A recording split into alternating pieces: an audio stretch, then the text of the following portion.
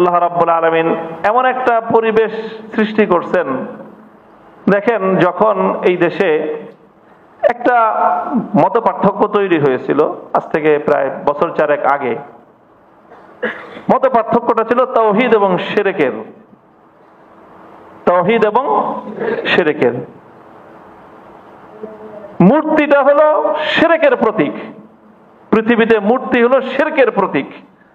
এই মূর্তির মাধ্যমেই পৃথিবীতে শিরকের আবিষ্কার হয়েছে, এবং খারাপ কোনো মানুষের মূর্তি না। দুনিয়াতে যে শিরক আসছে, খারাপ কোনো মানুষের মূর্তির মাধ্যমে আসে নাই, ভালো ভালো মানুষের মূর্তির মাধ্যমে দুনিয়াতে শিরক আসছে। আলেম ওলামাদেরকে জিজ্ঞাসা করে দেখবেন আপনারা, কোরআন হাদিস কি বলে যে দুনিয়ার মানুষরা বড় বড় আল্লাহওয়ালাদের মূর্তি বানাইতো। এখন আমরা সকলেই জানি যেটা, এটাকে বলা হয় গ্লোবালাইজেশনের যুগ। সারা পৃথিবী একটা গ্রামের মতো, পৃথিবীর এক প্রান্ত আর এক প্রান্তের সঙ্গে ঘনিষ্ঠভাবে সম্পৃক্ত। আমাদের জনপদগুলো, নিপীড়িত জনপদগুলোতে মুসলমানেরা তখনই নিরাপদে আল্লাহকে ডাকতে পারবে, আল্লাহর নাম উচ্চারণ করতে পারবে, ইবাদত করতে পারবে, যখন সারা পৃথিবীর মুসলমানরা তারা মনে করবে আল্লাহ রাসূল সাল্লাল্লাহু আলাইহি ওয়াসাল্লামের সেই হাদিসকে নিজেদের মন দিয়ে অনুভব করতে পারবে। মাসালুল মুমিনিনা ফি তাওয়াদ্দিহিম ওয়া তারাহুমিহিম কামাসালি জাসাদিন ওয়াহিদ। সারা পৃথিবীর মুসলমানরা একটা দেহের মতো।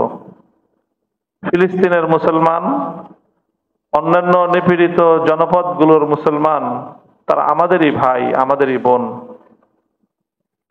তো যাই হোক, আল্লাহ রাব্বুল আলামিন আমাদেরকে নিরাপদে রেখেছেন। আমাদের এই অনুভূতি থাকা দরকার।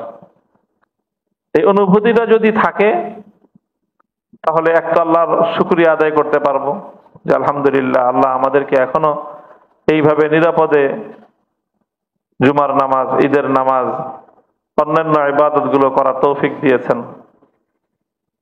সাথে সাথে সেই সকল নিপীড়িত জনপদগুলো কিভাবে মুক্ত এবং স্বাধীন হতে পারে, সেখানকার আমাদের ভাইয়েরা কিভাবে আমাদের মতো নিরাপদে বসবাস করতে পারে, তার জন্য আমরা আমাদের করণীয়টাও নির্ধারণ করতে পারবো।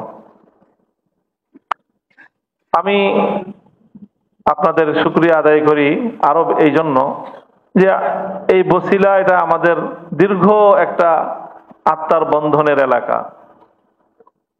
আব্বাজান মরহুম শাইখুল হাদিস আল্লামা আজিজুল হক রহমতুল্লাহ আলাই, ওনাকে বাংলাদেশের যে সকল অঞ্চলের মানুষ অনেক বেশি ভালোবাসতেন, তার মধ্যে এই বছিলা এলাকা, এখন তো বছিলাটা ঢাকার শহরের সাথে কানেক্টেড। আমরা যখন ৮০-র দশকে মোহাম্মদপুরে হযরত শাইখুল হাদিস রহমতুল্লাহ আলাইহির নেতৃত্বে দ্বীনের কাজ, মাদ্রাসার কাজ শুরু করেছি, তখন বছিলাটা ছিল একটা বিচ্ছিন্ন জনপদ, একটা দ্বীপ অঞ্চলের মতো ছিল এটা। যারা ওই সময়কার দেখেছে মনে আছে, বর্ষাকালে তো একেবারে পুরাটাই দ্বীপ ছিল, একদম ফুল একটা দ্বীপ অঞ্চল, চতুর্দিকে পানি, কোনো স্থল ভাগের যোগাযোগ ছিল না। বছরের ৬ মাস ৭ মাস এরকমই থাকতো। এখান থেকে মূল জনপদের সাথে, ঢাকার সাথে বা কেরানীগঞ্জের সাথে যোগাযোগের একমাত্র উপায় ছিল নৌপথ, পানিপথে যেতে হতো। সেই সময়ে যখন ১৯৮৬ সালে জামিয়া মুহাম্মাদিয়া আরাবিয়া নামে শাইখুল হাদিস রহমতুল্লাহ আলাইহি মোহাম্মদপুর অঞ্চলে মাদ্রাসার কাজ শুরু করলেন। এর আগে এই বৃহত্তর মোহাম্মদপুর অঞ্চলে বড় কোনো মাদ্রাসা ছিল না, ছিল লালমাটিয়া মাদ্রাসা, একেবারে ছোট্ট পরিসরের, হেফজখানা ছিল আর ছোটদের অল্প একটু পড়াশোনা ছিল। এই হয়তো ৫০-৬০ জন ছাত্র, মসজিদের সাথে একটা। এই জামিয়া মুহাম্মাদিয়ার মাধ্যমে মোহাম্মদপুর অঞ্চলে দ্বীনি মাদ্রাসার বিস্তার শুরু হলো। শাইখুল হাদিস আল্লামা আজিজুল হক রহমতুল্লাহ আলাইহি সেই কাজ শুরু করলেন। সেই কাজে ওনাকে যারা সবচেয়ে বেশি অঞ্চলগতভাবে ওনার সহযোগিতা করেছেন, হাতকে শক্তিশালী করেছেন, সেই অঞ্চলটার নাম হলো এই বছিলা গ্রাম। এরপরে যখন ৭ মসজিদের পাশে জামিয়া রহমানিয়া নামে ১৯৮৮ সালে কাজ শুরু হলো, তখন তো বলতে গেলে এটা বছিলাওয়ালাদেরই মাদ্রাসা। শাইখুল হাদিস রহমতুল্লাহ এটা বলতেন ওইভাবেই যে এটা বছিলাওয়ালাদের মাদ্রাসা, ইট দরকার বছিলা দাও, সিমেন্ট দরকার বছিলাওয়ালা দাও, বালু দরকার বছিলাওয়ালা দাও, যেরকম চাইছেন তার চেয়ে বেশি এনারা দিছেন, আলহামদুলিল্লাহ। তো সেই থেকে আমাদের সাথে একটা আত্মার বন্ধন এই অঞ্চলে তৈরি হয়েছে। এরপরে কত উত্থান পতন হলো, 2001 সালে এক ঘটনা, তারপরে আবার 2021 সালের আরেক বিপর্যয়। এই প্রত্যেকটা বিপর্যয়ের সময় যখনই হক এবং বাতিলের লড়াইয়ের প্রশ্ন এসেছে, আলহামদুলিল্লাহ বছিলার অধিবাসীরা অকপটে, নির্দ্বিধায়, দ্বিধাহীন চিত্তে, সাহসিকতার সাথে তারা হকের পথে থেকেছে। তো এই জন্য আমি আপনাদেরকে সাধুবাদ জানাই যে আপনারা এই আপনাদের দৃঢ়তা দ্বীনের পক্ষে, ইসলামের পক্ষে, এটাকে অটল এবং মজবুত রাখবেন ইনশাআল্লাহ।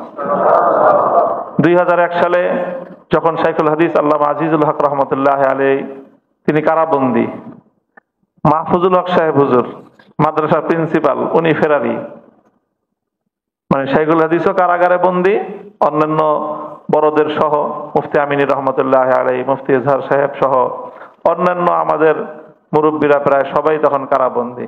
আমাদের মাদ্রাসার প্রিন্সিপাল মাহফুজুল হক সাহেব, উনিও দীর্ঘদিন ধরে ফেরারি থাকতে হয়েছে, আসতে পারেন নাই। বাসা বাড়িতে আমরা কেউ জানতাম না উনি কোথায় আছেন। ঢাকার শহরে মাদ্রাসা পরিচালনা করার মতো আমাদের কোনো অবকাশ ছিল না, এই গোটা ঢাকার শহরে কোথাও না। শেষ পর্যন্ত আমরা ঢাকার শহর ছেড়ে নদীর ওই পারে কেরানীগঞ্জে ওয়াশপুরে গিয়ে মাদ্রাসার কিছু কাজ শুরু করলাম। ওখানেও ব্যাপক এক ঝামেলা শুরু হলো, উৎপাত শুরু হলো। তখনও শাইখুল হাদিস রহমতুল্লাহ আলাইহির অবর্তমানে তার মাদ্রাসা, তখন জামিয়া রহমানিয়া আরাবিয়া হাকিকিয়া নামে মাদ্রাসা পরিচালিত হয়। ওই মাদ্রাসার দুর্দিনেও গোটা অঞ্চলের দুষ্কৃতিকারীদের বিপক্ষে যারা সিনা টান করে দাঁড়ায় গিয়েছিল তারা এই বছিলাবাসী। ইতিহাস অনেক দীর্ঘ। আপনাদের উপর, আপনাদের সাথে আমাদের যেরকম হৃদয়ের বন্ধন, আমাদের উপর আপনাদের এরকম হক এবং অধিকার আছে। আপনাদের এই অঞ্চলের, আপনাদের সকলেরই অত্যন্ত প্রিয় ভাজন, আস্থাভাজন ব্যক্তিত্ব ছিলেন মরহুম হযরত মাওলানা আব্দুল মালেক সাহেব রহমতুল্লাহ আলাইহি।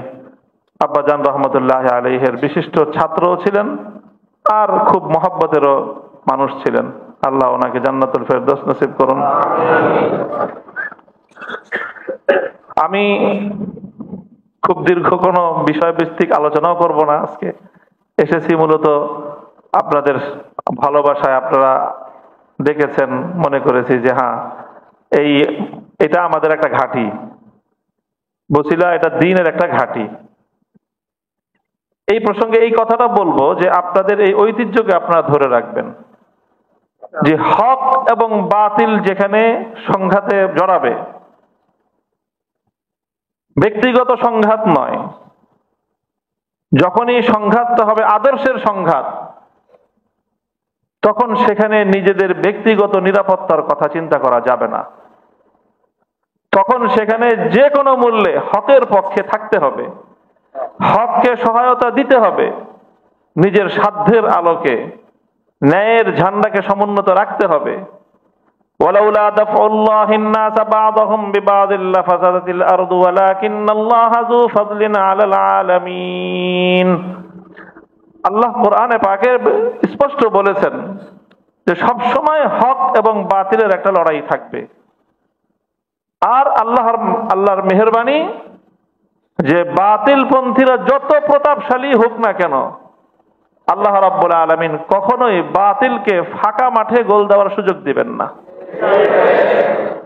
হকের ঝান্ডাবাহী ক্ষুদ্র একটা দল হলেও বাতিলের মোকাবেলায় তারা সিনা টান করে দাঁড়াবে। লা তাযালু তাইফাতুম মিন উম্মতি মানসুরিনা আলাল হাক্কি লা ইয়াদুররুহুম মান খাযালাহুম হাত্তা ইয়াতিয়া আমরুল্লাহ। ক্ষুদ্র একটা দল হলেও তারা থাকবে কিয়ামত পর্যন্ত, এবং আল্লাহর সাহায্য তাদের সাথে থাকবে, এবং এভাবেই তারা জীবন বিপন্ন করবে, জীবন দিবে, সব ধরনের ত্যাগ এবং কোরবানি স্বীকার তারা করবে, কিন্তু তারা বাতিলের সামনে মাথা নত করবে না। এই বৈশিষ্ট্যধারী একটা দল কিয়ামত পর্যন্ত থাকবে। প্রতিটা হক বাতিলের সংঘাতের সময় আমার অবস্থান যেন হকের পক্ষে থাকে, এই বিষয়ে সবসময় সোচ্চার এবং সচেতন থাকতে হবে। সবসময় সোচ্চার এবং সচেতন থাকতে হবে, এবং এটা মনে রাখতে হবে যে হকের পক্ষে থাকতে গেলে সবসময় নিরাপদ থাকা যাবে না। কখনো কখনো বিপদ আসবে, মুসিবত আসবে, কষ্ট আসবে। আমরা আল্লাহর কাছ থেকে এটা কখনোই কামনা করব না যে আল্লাহ আমাদেরকে কঠিন পথে রাখেন, এটা না। সাল্লাল্লাহু আল আফিয়া, আমরা সবসময় আল্লাহর কাছে দোয়া করি, দোয়া করব আল্লাহ যেন আমাদেরকে নিরাপদে রাখেন, আমাদের পরিবার পরিজনদেরকে আল্লাহ নিরাপদে রাখেন। আমরা আফিয়াত চাই, আল্লাহর কাছে দোয়া করব আল্লাহ যেন আমাদের জন্য সবকিছু সহজ করেন। দোয়া তো করব, কামনা করব, কিন্তু কখনো যদি বিপদের ঘনঘটা চলে আসে, কখনো যদি মুসিবত চলে আসে, তখন হক ছেড়ে পালাবো না, প্রয়োজনে মুসিবতকে আলিঙ্গন করে নিব, বিপদকে আলিঙ্গন করে নিব। বিপদ মুসিবত মানুষের জন্য আসে, মানুষের জীবনে বিভিন্ন কারণেই আসে। কতই না সৌভাগ্যবান ওই সকল লোকগুলো যাদের উপর বিপদ আসে আল্লাহর দ্বীনের জন্য, দ্বীনের কারণে। দুনিয়াতে খুব কম মানুষই থাকে যে সারাটা জীবন তার খুব একেবারে নিরাপদ, নির্বিঘ্ন, বিপদ আপদহীন সারা জীবন কেটে যাবে। এরকম মানুষ কিন্তু খুব কমই, কোনো না কোনো বিপদ থাকেই। কখনো নিজের প্রিয়জন দেখা গেল দুর্ঘটনায় পড়ে গেল, নিজের সন্তান অ্যাক্সিডেন্ট করছে, হ্যাঁ, নিজের বাবা অ্যাক্সিডেন্ট করছে, বড় ধরনের রোগ হয়ে গেছে, স্ট্রোক করছে, হঠাৎ করে স্ট্রোক করে প্যারালাইজড হয়ে গেল, ক্যান্সার ধরা পড়লো, ইয়াং মানুষ। এরকম বিপদের তো কোনো কি নাই, শেষ নাই। তো বিপদ মানুষের জীবনে আসে, একটা হলো স্বাভাবিকভাবে, স্বাভাবিক দুনিয়ার রীতি অনুযায়ী বিপদ আসে, আরেকটা হলো হকের উপর থাকার কারণে বিপদ আসে। বিপদ আসে, তকদিরে যার যেটা আছে, তার তকদিরের লেখা বিপদ তার উপরে আসবে। কিন্তু সৌভাগ্যবান তারা যাদের উপর বিপদ আসে আল্লাহর দ্বীনের উপর অটল এবং অবিচল থাকার কারণে। আমাদের হারানোর কিছু নাই, আমাদের হারানোর কিছু নাই। আল্লাহ পাক রব্বুল আলামিনের পক্ষ থেকে যখন বিপদ আসে, আমরা একটা বিপদ আমি আমার ব্যক্তিগত, আমি একটা দুর্বল মানুষ, দুর্বল জায়গা থেকে বিপদটা আমার জন্য একটু বড় ছিল। আমার চেয়েও আরো অনেক শক্তিশালী ইমানদার মানুষ আছে আলহামদুলিল্লাহ, আপনাদের এই গ্রামেরই আছে। আল্লাহ পাক রব্বুল আলামিন তাদেরকে ঈমানের উপর, সবরের উপর অটল এবং অবিচল রাখুন। তাদের জন্য আল্লাহ পাক আসানি করুন, তাদের পরিবার পরিজনকে আল্লাহ রাব্বুল আলামিন নিরাপদে রাখুন, তাদের মুক্তির ব্যবস্থা আল্লাহ করুন। তো বিপদ যখন মানুষের উপর আসে আল্লাহর দ্বীনের কারণে বা যে কোনো পরিস্থিতিতে, এই বিপদটার মুমিনের জন্য তিন ধরনের কল্যাণ আনতে পারে। কয় ধরনের? তিন ধরনের কল্যাণ আনতে পারে। প্রথম তো হতে পারে যে এই বিপদ মুসিবত, এটা মানুষের তো জীবনে ভুল ত্রুটি থাকেই, ভুলের ঊর্ধ্বে একমাত্র পয়গম্বরগণ, নবী আলাইহিমুস সালামগণই কেবলমাত্র ভুলের ঊর্ধ্বে, আর বাকিরা সবাই তাদের ভুল ত্রুটি গুনাহ খাতা আছেই। তো প্রথম হলো যে কোনো বিপদের দ্বারা, যে কোনো মুসিবতের দ্বারা আল্লাহ রাব্বুল আলামিন মুমিনের গুনাহ মাফ করেন। তো এটা তার গুনাহের জন্য কাফফারা হয়, এটা তার গুনাহের জন্য কাফফারা হয়ে যায়। যে গুনাহ আছে, বিপদ দিয়ে সব ধুয়ে মুছে ক্লিন হয়ে যাবে। এক নম্বর ফায়দা বিপদের। দুই নম্বর হলো যে বিপদের দ্বারা মানুষ, আল্লাহ রাব্বুল আলামিন মানুষকে সংশোধন করেন। বিপদ দিয়ে মানুষকে বিভিন্ন ভুল ত্রুটি থেকে আল্লাহ রাব্বুল আলামিন মানুষকে সংশোধন করেন। মানুষ সংশোধিত হয়ে যায়, তার ভুল ত্রুটি থেকে সে ফিরে আসে এবং ভবিষ্যৎ তার জন্য আল্লাহর পথে পরিচালিত হওয়ার জন্য সহায়ক হয়ে যায়। এটা 2 নম্বর। বিপদের 3 নম্বর দিকটা হলো যে আল্লাহ রাব্বুল আলামিন মানুষের উপর বিপদকে পরীক্ষা হিসেবে পাঠান, যে দেখি আমার বান্দা বিপদ আসার পরে কি করে, তার কি প্রতিক্রিয়া হয়। সে কি বিপদ আসার পরে আল্লাহ রাব্বুল আলামিনের উপর অভিযোগ করে, না বাস আল্লাহর ফয়সালার উপর, আল্লাহর সিদ্ধান্তের উপর সে সন্তুষ্ট থাকে। এটা আল্লাহ রাব্বুল আলামিন পরীক্ষা করেন। এটা হলো একটা কঠিন পরীক্ষা, যে বিপদে পড়ে আল্লাহ রাব্বুল আলামিন সম্পর্কে কোনো ধরনের অভিযোগ না করে বাস আল্লাহ তুমি যেটা করবা সে ব্যাপারে আমার কোনোই কথা নাই, আমার কোনো অভিযোগ নাই, আমার কষ্ট হইতেছে, আমার কষ্টের কথা শুধু তোমাকে বলি, আমার কোনো অভিযোগ নাই। এইভাবে বিপদ আসে মানুষের উপর পরীক্ষা হিসেবে। এই পরীক্ষা যখন আসে, তো এই পরীক্ষায় আসার পর মানুষ তো 2 রকম হয়ে যায়। কিছু মানুষ তারা এই বিপদে পড়ে তারা ধৈর্য ধরতে পারে না, তারা আল্লাহ রাব্বুল আলামিনের উপর নানা ধরনের অভিযোগ করে বসে, নানা রকম বিপদে আছে। খুব খেয়াল রাখতে হবে যে বিপদে পড়ে যখন দেখেন আপনার উপর বিপদ আসলো, আমার উপর বিপদ যদি চলে আসে, আল্লাহ আমাদের সকলকে নিরাপদে রাখুন। কিন্তু যদি আল্লাহর পক্ষ থেকে তাকদীর থাকে বিপদ আসার, তো আসবেই। বিপদ আসার পরে যদি আমি আপনি সেই বিপদের ব্যাপারে আল্লাহর উপর অভিযোগ করি, আমার সন্তান মারা গেল, আল্লাহ হেফাজত করুন, আপনার সন্তান মারা গেল, আপনার ভাই মারা গেল, এখন এই মৃত্যু যন্ত্রণা তো লাগবেই। এখন আমরা যদি অভিযোগ করে বসি যে আল্লাহ আর কারো সন্তানটা চোখে দেখলো না, নাউজুবিল্লাহ, এরকম যদি বলে বসি, আমার সন্তানটাই আল্লাহ নিয়ে গেল, আমার এত বড় ক্ষতি হয়ে গেল, এই হয়ে গেল, সেই হয়ে গেল, বিলাপ করতে থাকি, তাহলে এতে আমার মৃত সন্তান ফিরে আসবে? বলেন তো। এই আহাজারি করলে, কান্নাকাটি করলে, বিলাপ করলে পৃথিবীতে কোনো মায়ের কান্নায় কোন সন্তানের প্রাণ ফিরে আসছে?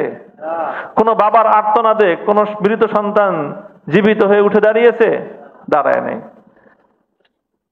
তো বিলাপ করে, অভিযোগ করে লাভ কিছুই হয় না, মস্ত বড় ক্ষতি হয়ে যায়। কি ক্ষতি হয়?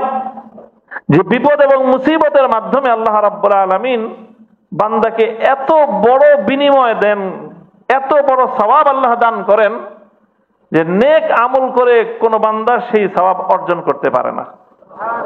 বিপদে ধৈর্য ধরে বান্দা যেই সওয়াব অর্জন করতে পারে, কিন্তু সে তার মুখের একটা কথায়, একটা আচরণে তার এই বিশাল অর্জনটাকে, তার বিশাল সওয়াবটাকে সে নিজের হাতে ধ্বংস করে দিল, নিজের হাতে সে ধ্বংস করে দিল। দেখেন হাদিসের মধ্যে আল্লাহ রাসূল সাল্লাল্লাহু আলাইহি ওয়াসাল্লাম একটা হাদিসে ইরশাদ করেন, ইন্নাল আবদা ইযা সাবাকাত লাহু মিনাল্লাহি মানজিলাতুন লাম ইয়াবলুগহু বিআমালিহি ইবতালাহু আল্লাহু ফি মালিহি আও ওয়ালাদিহি সুম্মা সাব্বারাহু আল্লাহ হাত্তা ইউবাল্লিগাহু তিলকাল মানজিলাতা আল্লাতী লাম ইয়াবলুগহু বিআমালিহি আও কামা ক্বাল আলাইহি সালাতু ওয়াস সালাম। আল্লাহ যখন তার কোন বান্দাকে বিশেষ কোন মর্যাদা দিতে চান, মনে করেন আল্লাহ আপনাকে ভালোবাসবে, একটা ধারণা করে নেই, একটা দৃষ্টান্ত হিসাবে মনে করেন একজন শিক্ষক, একজন টিচার একটা ছাত্রকে সে খুব ভালোবাসে বিভিন্ন কারণে, যে এই ছাত্রটাকে খুব ভালোবাসে, সেই টিচার চায় এই ছাত্রকে পরীক্ষায় অনেক মার্ক দিতে। মনে করেন সে তাকে চায় অন্তত এই 99 মার্ক দিবে, অথবা 100 মার্কই সে তাকে দিতে চায়। এখন বলেন তো, একজন নীতিবান শিক্ষক, একজন নীতিবান টিচার, সে একজন শিক্ষার্থীকে চাইলেই কি 100 মার্ক দিতে পারে? না, ওই শিক্ষার্থী পরীক্ষার খাতায় সঠিক উত্তর দিতে হবে। সঠিক উত্তরটা তার দিতে হবে। কারণ শিক্ষক যতই চাক যে আমি ছাত্রকে বেশি নম্বর দিব, তো এই শিক্ষকের পক্ষে তাকে বেশি নম্বর দেওয়ার একটাই উপায় আছে, সেটা হলো ছাত্র পরীক্ষার খাতায় ভালো করে লিখবে। তখন সেই শিক্ষক তাকে নম্বরটা দিয়ে তৃপ্তি পাবেন যে যা আমি ওর দিতে চাইছিলাম দিতে পারছি। এখন আল্লাহ রাব্বুল আলামিন তার কোনো বান্দার জন্য সিদ্ধান্ত করলেন যে আমি আমার অমুক বান্দাটাকে একেবারে জান্নাতের ফার্স্ট ক্লাস ভিআইপি একটা সিট আমি ওরে দিব, ভিআইপি জায়গায় আমি ওকে রাখবো। এখন আল্লাহ তো ওই বান্দাকে ভালোবাসেন, তার জন্য আল্লাহ এটা চিন্তা করেন। কি বলেন যে আল্লাহ যদি কোনো বান্দার ব্যাপারে চিন্তা করেন যে তাকে আমি জান্নাতুল ফেরদাউসের একটা উঁচু মর্যাদা দিব, তো আল্লাহ তার সেই বান্দাকে এরকম সিদ্ধান্ত আল্লাহ ভালোবেসে নেন নাই? আল্লাহ যাকে ভালোবাসেন তার ব্যাপারেই তো আল্লাহ এই চিন্তা করবেন। এখন আল্লাহ যে তার এই বান্দাকে ওই জায়গা দিবেন, আল্লাহ তো বান্দাকে ভালোবেসে সিদ্ধান্ত নিছেন, কিন্তু বান্দা তো সে আমল করে না। বান্দা তো সে আমল করে না যে আমলে সে ওই পর্যায়ে যাবে, ওর দ্বারে কাছেও নাই। টিচার চায় ওর 100 মার্ক দিবে, ও যা পড়াশোনা করে তাতে ও 50 মার্কও পায় না। এখন বলেন টিচারের কি করবে? টিচার তখন টিচার কি চিন্তা করে যে ও তো যেই পড়াশোনা করতেছে ওরে তো আমি 100 মার্ক দূরের কথা, ওরে আমি লেটার মার্ক 80 মার্কও দিতে পারবো না। তখন টিচার ওর পিছে আগে থেকে মেহনত শুরু করেন, ওরে ধরে নিয়ে আসেন, এই 5টা পোলা পাঠা দেয়, দেখবি তো ও কই আছে, ধরে নিয়ে আরে। ও যা দেখে খেলতেছে, ডান্ডাগুলি খেলে মাঠের মধ্যে, ওরে ওখান থেকে ধরে নিয়ে আসে। ও চিৎকার করে, এই আমি যাবো না পড়তে, তরে বাইন্দা নিয়ে যেতে কইছে স্যার। পরে ওরে 5 জনে মিলে ধরে নিয়ে আসে, ধরে আনার পর স্যার ওরে ধরে ধরে পড়ায়, অঙ্ক শিখায়, বাংলা শিখায়, ইংলিশ শিখায়, উর্দু শিখায়, আরবি শিখায়, শিখায় শিখায় শিখায় ওরে পরীক্ষার আগে প্রস্তুত করে। কারণ তরে তো আমি নম্বর বেশি দিব, তুই যদি পড়াশোনা না করস আমি দিব কেমনে? এখন টিচার ওরে আদর করে সোহাগ করে এইভাবে যখন দেখে কাজ হয় না, তখন ওরে ধরে দেয় না, দরজা লাগায় দিয়ে এরপরে পড়তে বসায়, নিজে পড়ায়, ওরে পার্ট টাইম পড়ায়, অতিরিক্ত সময় পড়ায়, সময় দেয়, শ্রম দেয়, সব দিয়ে ওকে পড়ায় পড়ায় পড়ায় পড়ায় পরীক্ষার আগে তাকে এমন উপযুক্ত করে। এখন পরীক্ষার হলে গেছে, এখন তো সব পারে, ও কমন সব প্রশ্ন সব উত্তর পারে, ঘাটাঘাট লেখা দিছে। এখন তো টিচার তাকে 100 মার্ক দিয়ে দেয়। ব্যাপারটা এরকম হয় না? অনেক সময় দেখবেন অনেক স্যার আছেন, অনেক শিক্ষক আছেন, মাদ্রাসা অনেক উস্তাদ আছেন, যে কোনো কারণে কোনো একটা ছাত্রকে খুব ভালোবাসেন। মনে করেন আমি যদি আপনাদের এই ফাইজুল কোরআন মাদ্রাসা না, এখানে আমার মাদ্রাসায় যদি আমার একটা ছেলেকে দেই, এখানে হয়তো শিক্ষক যারা আছে তারা অনেকে আমার ছাত্র, আমি যদি বলে দিই আমার ছেলেটাকে একটু দেখে শুনে ভালো করে পড়াশোনা করাইবা, এখন আমার ছেলে যদি হয় দুষ্ট চঞ্চল, ওতে পড়তে চায় না, তখন উস্তাদরা কি করবে? যে কোনো ভাবে প্রথমে চকলেট খাওয়াবে, এটা করবে সেটা করবে, পড়ো, কারণ তুমি না বললে তো তোমার আব্বার কাছে আমার জবাব দিতে হবে, তুমি পরীক্ষা নম্বর না পাইলে তোমার আব্বার কাছে আমাকে বলতে হবে। কাজেই তাকে ভালোবেসে উস্তাদের সন্তান হিসেবে মহব্বত করে তাকে চেষ্টা করবে সর্বাত্মক। শেষমেশ যদি কোনোভাবে কাজ না হয়, তখন তো হুজুর কি করবে? আঙ্গুল একটু বাঁকা করবেই, কারণ তুমি বাঁচাদান ঠিক লাইনে পড়ো না, এখন তোমার তো পড়তেই হবে। তুমি যেই মানুষের সন্তান, যেই মানুষের নাতি, তোমার না পড়ে এখন উপায় নাই। তোমার আদর করছি, চকলেট খাওয়াইছি, পড়ো নাই, এখন তোমাকে তো বেদ দিয়ে পিটায় তারপর পড়াইতে হবে। কি বলেন?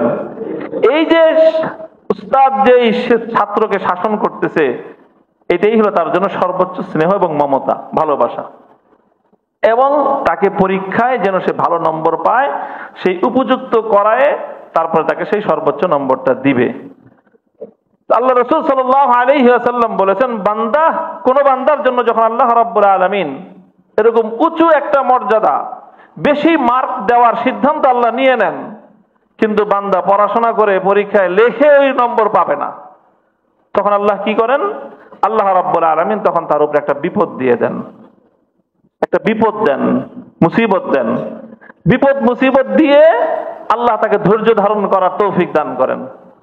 এরপরে ধৈর্য ধারণ করলে আল্লাহ তাকে সওয়াব দান করেন। ধৈর্যের সওয়াব এত বেশি হয়ে যায় যে সারা জিন্দেগি আমল করে যেই পরিমাণ সওয়াব সে উপার্জন করেছিল, বিপদে আল্লাহর উপর আস্থা রেখে, বিশ্বাস রেখে, ধৈর্য ধরে তার চেয়ে বেশি নেকি কামাই করে সে আল্লাহ রাব্বুল আলামিনের পক্ষ থেকে নির্ধারিত জান্নাতের উঁচু মর্যাদা সে হাসিল করে নেয়। তো তখন তার জন্য এই বিপদটা রহমত হয়ে যায়। এই বিপদটা, এই জন্য হাদিসের মধ্যে আসছে কিয়ামতের দিন যখন এই ধরনের বিপদে পড়ে দুনিয়াতে সবর করে যারা আল্লাহর কাছ থেকে অনেক বড় বড় মর্যাদা পাবে, আর কিছু মানুষ দুনিয়াতে কোনো বিপদেই পড়ে নাই, ভালোই ভালোই ভালোই ভালোই জীবন কেটে গেছে তাদের, তারা যখন যে দেখবে যে আমাদের তো এরকম কোনো বোনাস মার্ক নাই, ওই বেটার বিপদে ধৈর্য ধারণ করে বোনাস এই পরিমাণ পাইছে যে আসল বেতন 10,000 আর বোনাস ছিল 10 লাখ। বলেন আসল বেতন 10,000, বোনাস পাইছে 10 লাখ, কত তারতম্য! নেক আমল করে যা পাইছে, সবর করে বিপদে ধৈর্য ধারণ করে তার চেয়ে 10 গুণ, 100 গুণ, 1000 গুণ বেশি সে পেয়ে গেছে। আমার উপরে বিপদেও আসে নাই, আমি ধৈর্য ধরতে পারি নাই, সুতরাং আমার জন্য বোনাসও নাই, আমার ওই বেসিক বেতন নিয়েই চলতে হবে। তখন ওই লোকগুলো আফসোস করবে যে হায় হায়, আমাদের উপর তাহলে দুনিয়াতে কেন বিপদ আসলো না? যদি বিপদ আসতো তাহলে আমরা ধৈর্য ধারণ করে আজকে এই পরিমাণ অতিরিক্ত সওয়াব নিয়ে আমরা জান্নাতের মধ্যে উঁচু মর্যাদা হাসিল করতে পারতাম। জেলখানায় আমার সবচেয়ে বেশি এক শ্রেণীর মানুষের উপর কষ্ট লাগতো, সবচেয়ে বেশি দুঃখ হতো তাদের জন্য। জেলখানা যারা আছে 2 শ্রেণীর মানুষ। একটা বড় পর্যায়ের মানুষ বা বড় একটা সংখ্যক মানুষ তো হলো যারা দ্বীনের কারণে, ইসলামের কারণে তারা নির্যাতনের শিকার হয়। তাদের জন্য দুঃখ হয় যে কষ্ট করতেছে, দুনিয়ার জীবনটা তাদের এত কষ্টে ভরা, কিন্তু তাদের জন্য চূড়ান্ত দুঃখ হয় না। মনে করি সান্ত্বনার একটা বিষয় আছে, কি যে আজকে দুনিয়াতে তারা কষ্ট করতেছে, কিন্তু ইনশাআল্লাহ তারা আখিরাতে আল্লাহ রাব্বুল আলামিনের কাছে এর চেয়ে অনেক বড় বিনিময় তারা পেয়ে যাবে। এটা হলো সান্ত্বনা। আফসোস হলো ওই মানুষগুলোর জন্য হয়েছে সবসময়। আমি অনুভব করতাম, আশেপাশে দেখতাম এমন কিছু মানুষ আছে যে যারা আমাদের চেয়ে অনেক বেশি কারাভোগ করতেছে, নির্যাতন ভোগ করতেছে, অথচ তারা আল্লাহর কাছ থেকে এই কষ্ট ভোগ করার কোনো বিনিময় আশাই করে না। তারা কেউ আল্লাহকে ভুলে বসে আছে, কেউ আল্লাহর দিন থেকে দূরে সরে আছে, কেউ প্রতিদিন অভিযোগ করতেছে আল্লাহর বিরুদ্ধে যে আল্লাহ তো খালি তাগরে করলো, আমগরে কি করলো, নাউযুবিল্লাহি মিন যালিক। এই অভিযোগ করে করে বছরের পর বছর জেল খাটতেছে, কষ্ট করতেছে, আর এই কষ্টের বিনিময়ে আল্লাহ রাব্বুল আলামিনের কাছ থেকে তাদের জন্য যেই প্রাপ্তি ছিল, যেই সওয়াব ছিল, সেই সওয়াবটা নিজ হাতে তারা ধ্বংস করে দিচ্ছে। এই কথাগুলো আমি বললাম আপনাদের কাছে, এলোমেলো কিছু কথা। আমি আপনাদের কাছে দোয়া চাই, আল্লাহ রাব্বুল আলামিন যেন আমাকে আফিয়াতের সাথে সহজভাবে আল্লাহর দ্বীনের উপর অটল এবং অবিচল রাখেন। আর যদি তাকদীরে আল্লাহর পক্ষ থেকে এই ধরনের পরীক্ষা থেকেই থাকে, সেই পরীক্ষায় যেন ফেল না করি, সেই পরীক্ষায় যেন আমি ফেল না করি। আল্লাহ রাব্বুল আলামিন এমন একটা পরিবেশ সৃষ্টি করছেন, দেখেন যখন এই দেশে একটা মত পার্থক্য তৈরি হয়েছিল আজ থেকে প্রায় বছর 4 আগে, মত পার্থক্যটা ছিল তাওহীদ এবং শিরকের। তাওহীদ এবং শিরকের। মূর্তিটা হলো শিরকের প্রতীক, পৃথিবীতে মূর্তি হলো শিরকের প্রতীক। এই মূর্তির মাধ্যমেই পৃথিবীতে শিরকের আবিষ্কার হয়েছে, এবং খারাপ কোনো মানুষের মূর্তি না। দুনিয়াতে যে শিরক আসছে খারাপ কোনো মানুষের মূর্তির মাধ্যমে আসে নাই, ভালো ভালো মানুষের মূর্তির মাধ্যমে দুনিয়াতে শিরক আসছে। আলেম ওলামাদেরকে জিজ্ঞাসা করে দেখবেন আপনারা, কোরআন হাদিস কি বলে যে দুনিয়ার মানুষরা বড় বড় আল্লাহওয়ালাদের মূর্তি বানাইতো, বড় বড় বুজুর্গদের মূর্তি বানাইতো, বড় বড় পয়গম্বর নবীদের মূর্তি বানাইতো। এইভাবেই এক সময় ধীরে ধীরে ধীরে ধীরে এই নবীদের মূর্তি বানায়, বড় বড় আল্লাহওয়ালা বুজুর্গদের মূর্তি বানায়, এইভাবে দুনিয়াতে শিরক আসছে। নাহলে এই দুনিয়াতে শিরক ছিল না। দুনিয়ার সমস্ত মানুষ এক আল্লাহর ইবাদত করত। কানান নাসু উম্মাতান ওয়াহিদাতান ফাবাআসাল্লাহুন নাবিয়্যিনা মুবাশশিরিনা ওয়া মুনযিরিন। দুনিয়ার মানুষ এক আল্লাহরই ইবাদত করত। পরবর্তীতে শিরক দুনিয়াতে আসলো কেমনে? আসলো হলো এই যে দেখা গেল যে কোন নবী মারা গেছেন, সেই নবীর কিছু উম্মতেরা নবীর একটা মূর্তি বানাইছে। কোন আল্লাহর ওলি মারা গেছেন, সেই ওলির মুরিদরা সেই ওলির মূর্তি বানাইছে। এরপরে তারা চলে গেছে। তারা চলে যাওয়ার পর তাদের ছেলেরা, তাদের নাতিপুতিরা সেই নবীর মূর্তির পূজা শুরু করছে। সেই ওলি আল্লাহর খাস বন্ধু, তার মূর্তি বানানো হয়েছিল, পরবর্তী প্রজন্ম তার মূর্তির পূজা শুরু করছে। এইভাবেই পৃথিবীতে মূর্তি পূজা শুরু হয়েছে, এবং এটাই হলো পৃথিবীতে শিরকের সবচেয়ে বড় প্রতীক। যখন কাজেই মূর্তির পক্ষ অবলম্বন মানেই হলো শিরকের পক্ষ অবলম্বন, মূর্তির বিরোধিতা মানেই হলো তাওহীদের ঝান্ডা সমুন্নত করা। এটা মূর্তিটা জারি হোক, সেটা ইব্রাহিম আলাইহিস সালামের মূর্তি হোক, এমনকি আল্লাহ নবী মুহাম্মদুর রাসূলুল্লাহ সাল্লাল্লাহু আলাইহি সাল্লামের মূর্তি হোক। আল্লাহর নবী নিজে নিজ হাতে মক্কা বিজয়ের দিন ইব্রাহিম আলাইহিস সালাতু ওয়াস সালামের মূর্তি ভাঙছেন বাইতুল্লাহর চত্বরে। আর রাগে ক্ষোভে নিজের কওম সম্প্রদায় কুরাইশের প্রতি তিনি অভিশাপ দিয়েছেন, কাতালাহুমুল্লাহ, আল্লাহ এই কুরাইশদেরকে ধ্বংস করুক। যেই ইব্রাহিম আলাইহিস সালাম সারাটা জীবন সংগ্রাম করেছেন মূর্তি উৎখাত করার জন্য, এই মূর্তি উৎখাত করতে গিয়ে তিনি নমরুদের অগ্নিকুণ্ডে নিক্ষিপ্ত হয়েছেন। শুধু অগ্নিকুণ্ডে নিক্ষিপ্ত না, নমরুদ ইব্রাহিম আলাইহিস সালাতু ওয়াস সালামের উপর এতই ক্ষিপ্ত ছিল যে শুধু আগুনে জ্বালায় তার কলিজা ঠান্ডা হয় নাই। এই জন্য সে সমস্ত জাতির সামনে ইব্রাহিম আলাইহিস সালাতু ওয়াস সালামকে আগুনে ফেলানোর আগে ওনাকে বিবস্ত্র করছেন, শরীরের সমস্ত কাপড় খুলে ফেলছেন। নাউযুবিল্লাহি মিন যালিক। এটা ছিল ইব্রাহিম আলাইহিস সালামের উপর সবচেয়ে বড় অন্যায়, সবচেয়ে বড় অত্যাচার ছিল এটা। আগুনে ফেলাইছেন এটা না, ইব্রাহিম আলাইহিস সালামকে যে আগুনে ফেলানো হয়েছে এটা মূল বড় অত্যাচার ছিল না। ইব্রাহিম আলাইহিস সালামের গোটা জিন্দেগিতে সবচেয়ে বড় অন্যায় এবং অবিচারটা যেটা করা হয়েছে সেটা হলো গোটা জাতির সামনে ওনাকে কি করা হয়েছে? বিবস্ত্র করা হয়েছে। এই জন্য আল্লাহ রাব্বুল আলামিন ইব্রাহিম আলাইহিস সালামকে সবচেয়ে বড় যে পুরস্কারটা দিবেন, আউয়ালু মান ইউকসা ইয়াউমাল কিয়ামাতি ইব্রাহিম খলিলুল্লাহ, কিয়ামতের দিন সমস্ত মানুষ যখন বিবস্ত্র থাকবে, সমস্ত নবীরা যখন বিবস্ত্র থাকবে, এমন কি এক ব্যাখ্যা অনুযায়ী আমাদের নবীও তখন কাপড় পরবেন না। সাইয়্যিদুল আম্বিয়া সাইয়্যিদুল কাউনাইন মুহাম্মদুর রাসূলুল্লাহ সাল্লাল্লাহু আলাইহি ওয়াসাল্লামের শরীরেও কাপড় থাকবে না। ওই সময়ে সর্বপ্রথম আল্লাহ রাব্বুল আলামিন ইব্রাহিম আলাইহিস সালাতু ওয়াস সালামকে কাপড় পরিধান করায় গোটা বিশ্ববাসীর সামনে দেখাবেন যে দেখো আজকে তোমরা সব বিবস্ত্র, এক আমার খলিল ইব্রাহিম যে আমার জন্য তাওহীদের জন্য বিবস্ত্র হয়েছিল, আমি তাকে আজকে কাপড় পরিধান করায় সমস্ত বিবস্ত্রদের সামনে তাকে আমি সম্মানিত করলাম। সেই ইব্রাহিম আলাইহিস সালামের মূর্তি বানাইছে এই মক্কার কুরাইশরা। আল্লাহ রাসূল সাল্লাল্লাহু আলাইহি ওয়াসাল্লাম তাদের উপর এত ক্ষুব্ধ হয়েছেন যে আল্লাহ ওদেরকে ধ্বংস করুক। যে ইব্রাহিম আলাইহিস সালাম সারা জীবন মূর্তি ধ্বংস করার জন্য না জীবনকে বিপন্ন করলেন, সংগ্রাম করলেন, আর তারই মূর্তি বানাইছে এরা।